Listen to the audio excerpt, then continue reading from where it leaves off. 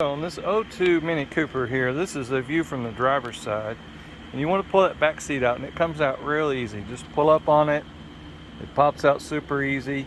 You take out the 10mm bolts around these two access covers there. One of them is filter, one of them is a fuel pump. The one with all the wires in it, that's the fuel pump. So it looks to be like it's on the driver's side. I could be wrong, but hey.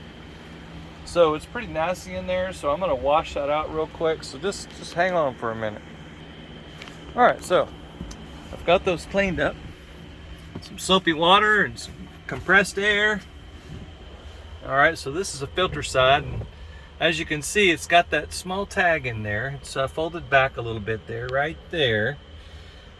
This car has less than 100,000 miles on it, so it's possible it may have the original fuel filter, so that's a bad deal. This right here, it kind of looks like it's been replaced, but don't know. So we'll figure that out in a minute. I don't really care.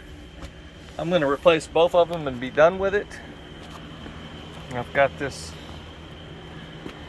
fuel filter set up from Amazon here. So yeah, I've got this fuel filter set up. It's made in China. It looks pretty good so far. I mean, it's probably just about the same as what's in there now. Comes with a couple of gaskets, so we'll get that sorted out in just a minute.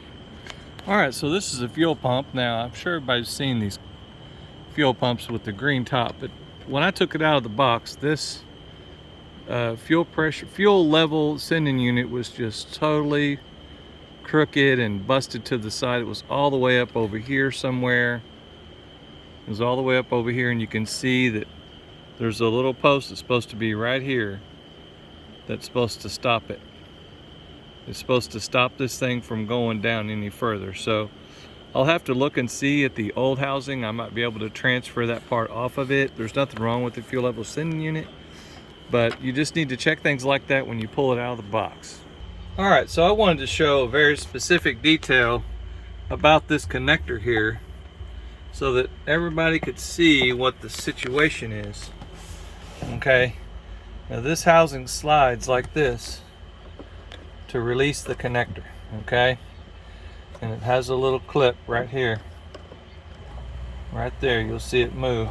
Well, right there, that holds it so that when you go all the way connected, okay, goes all the way connected, that little clip latches. Now in this case here, I think it's been messed with before. So, you know, it comes loose fairly easily, but you just want to pry it loose like that and get it to go all the way over and wiggle her loose, and there you are, you're done. Now what I've used the hammer and screwdriver to pop this loose. Once you get it turned, it's fine, but before you bust it loose, what you want to do is you want to mark it somewhere, like right here at the bottom. Okay, you do it the same way every time. You'll do the same thing on the fuel filter side, but you'll put a couple scratches here. Okay, don't use a Sharpie because it'll probably get washed off with gas or whatever. Okay, so I've got that little feller pop loose, and I just about guarantee the fact that this has been replaced before, because it's got a nice set of grease on there for that gasket. Alright, and that's a nice install. When you pull it apart and it's got grease on it, it's been messed with. It hadn't all got hard yet. But anyway, so you want to get to this fitting right here, okay? It's difficult to see, but I've already squeezed it, okay? So you squeeze that fitting and pop that little feller out. Now, if you didn't release the fuel pressure, now that's when you'll get some fuel spray, because that goes over to your fuel filter and then it goes up to the front. So that's kind of where that's at. Let me get this thing to the next step here. Well, there we are. We got it out. Just remember that it has that hose stuck on there on the top, and you'll have to unplug the plug and pop that hose off. That hose rests in this little clip. Now don't worry about trying to save all that stuff. Just push it off of there and get it out.